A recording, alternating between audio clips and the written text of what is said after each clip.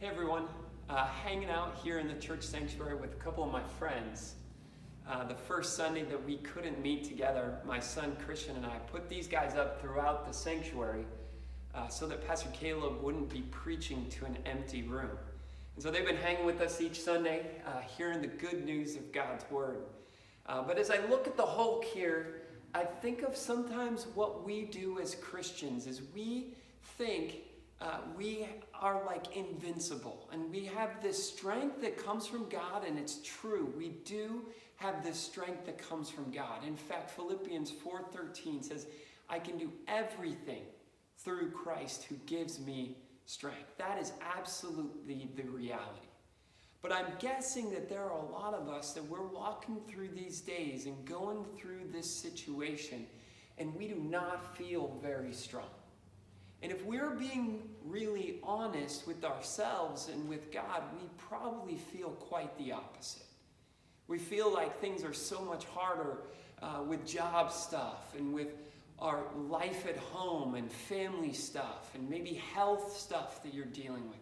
Whatever it might be, you all of a sudden, we can say, oh, I feel strong and God is there for us. And the reality is that's true. But I think that God's strength fills us up when we are truly honest and vulnerable and open with how we are truly feeling. The reality is sometimes I know with me, when I go through difficult times, I try to solve it on my own and fix it on my own and use my own strength. But I think God really steps in when we say, God, to be honest, I'm really struggling with this. God, to be honest, this is really hard. And God, to be honest, I could sure use some of that strength right now. And we kind of step outside of ourselves and have God step in with strength that only He can offer. And so in the midst of these difficulties, I'm encouraged by the challenge from Psalm 51, verse 6. Surely you desire truth in the inner parts.